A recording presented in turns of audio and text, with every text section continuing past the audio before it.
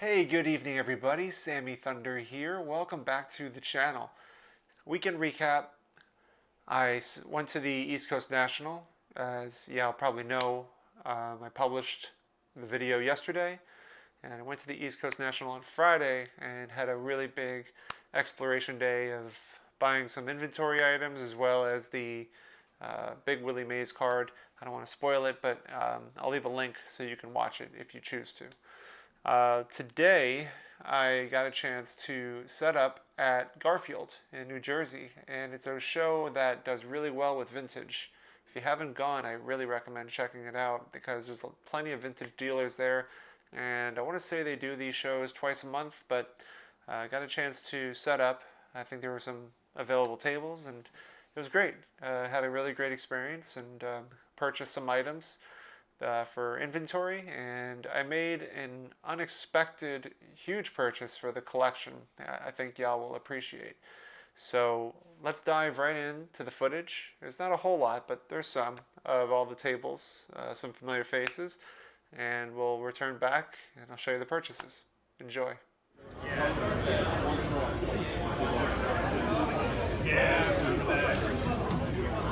Or I have the top cars. I have the Gibson roof. Thank you. Yeah, no problem. Yeah.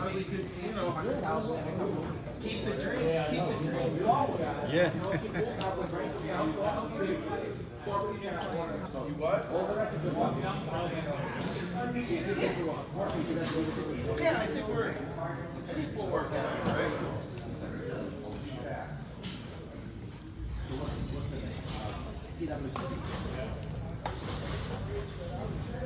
So, what am I gonna do? But he's giving stuff 3 weeks from now for a high place show.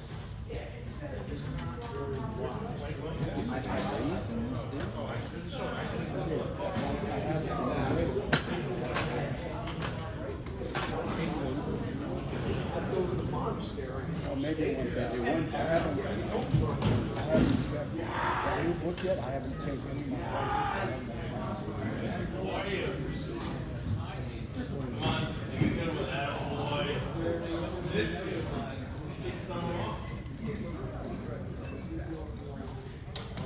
Oh, that lot of stuff, guys.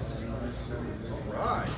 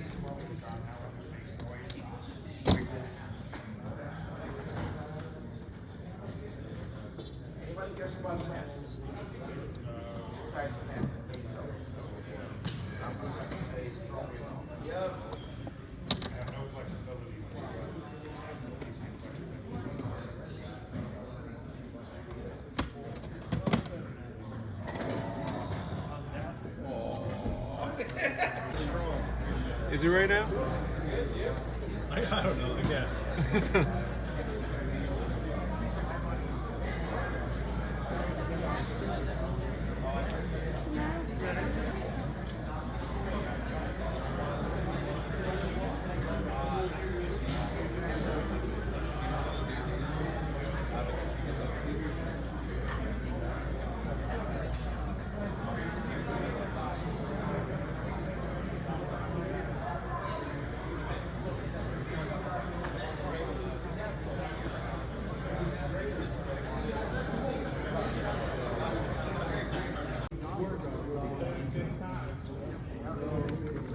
You want it?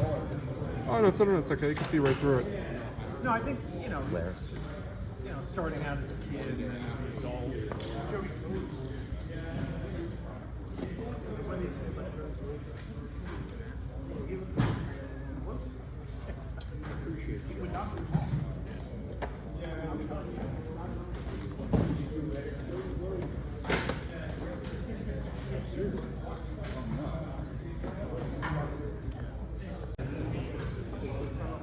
Well, I mean, you can see what, compare your experiences.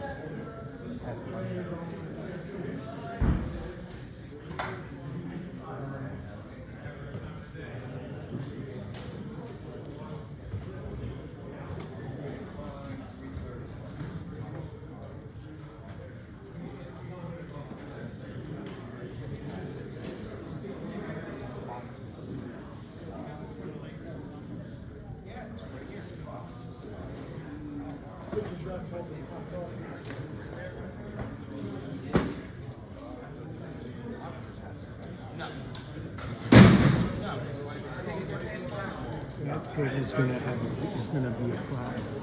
Once someone sets up on it,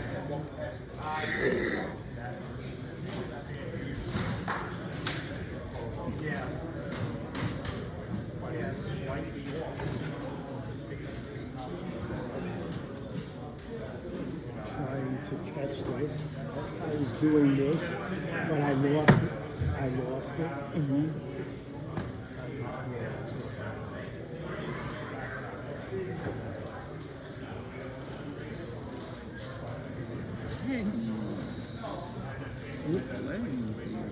Okay, welcome back everybody. I hope you enjoyed the footage.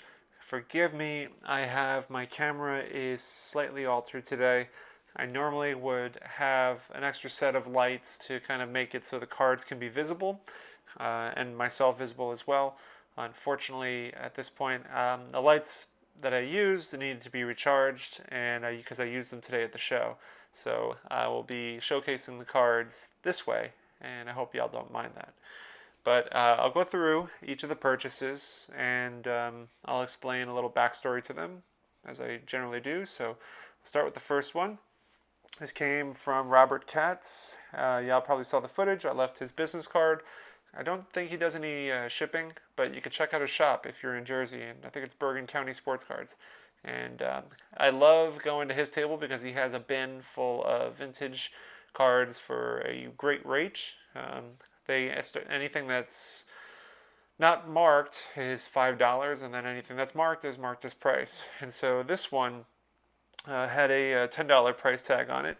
It's the Bob Gibson 1969. It is really, really nice looking, and I thought for $10 this would be a very nice purchase to make.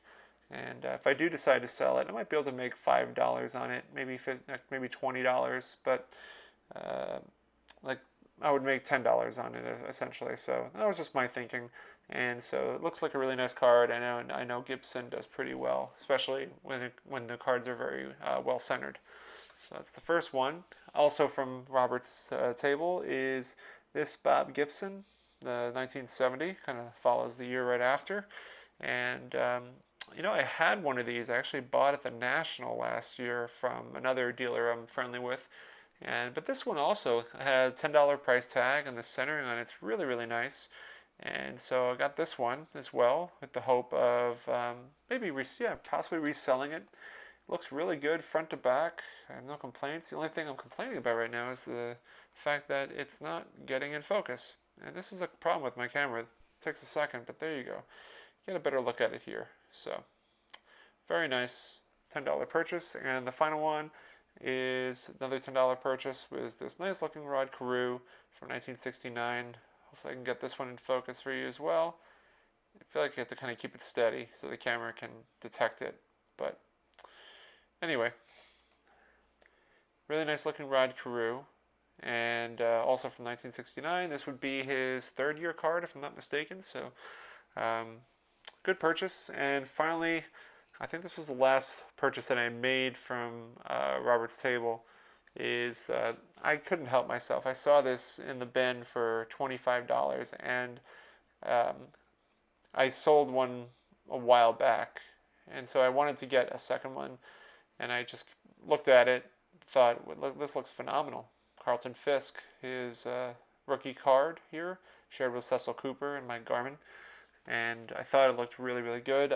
Just dropped the 25. He was on the phone, so I dropped it, and I said, here you go, man. And I was on my way having another Carlton Fisk rookie card.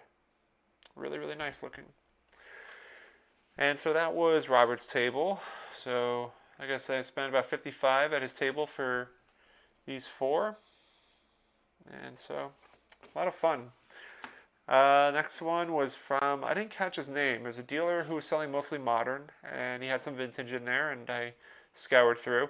I picked out 3 cards, but I sold one of them, which was a Willie Mays 69. So I'll kind of give you a little backstory there.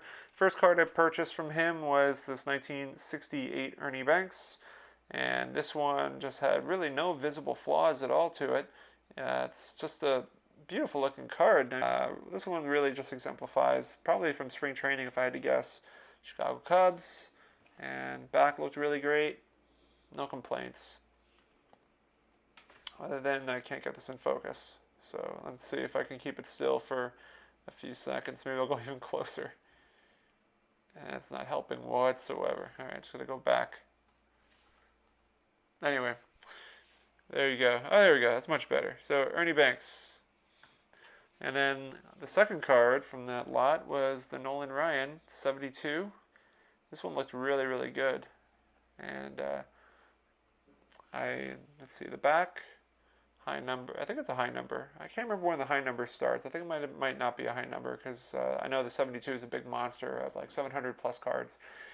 So Nolan Ryan, and I can't show you the 69 Mays because obviously I sold it. I think I bought the 3 for about $165, and I sold the Mays today for about $70. So I'm hoping I can make 95 from these 2, which I don't think will be a problem. So, and the last 2 came from another dealer at the show. He had some vintage, and I picked up these 2 cards. You got a 66 Hank Aaron. I picked it up with the intention of reselling. I think this has a really good chance of selling to somebody that loves centered cards but doesn't want something that's picture perfect. And so this looked really, really clean. And the other one is the 65 Clemente, sort of the same boat. Really good centering, but obviously not picture perfect. There's some condition issues, but it doesn't matter. To any collector that likes like low to mid grade stuff with good eye appeal, these 2 will sell really nicely. I can't remember. I have to go into my phone to see what how much I paid for it. I can tell you in a second, actually, right now, because I logged everything that I did today.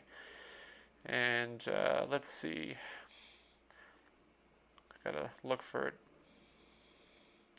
Okay, so it looks like I paid $85 for the pair, and I should be able to make that back plus more on both of these. I thought that was a really nice deal, especially for these cards that just have really nice eye appeal to them. So look forward to having this in my showcase in future shows. So those are the purchases that I made.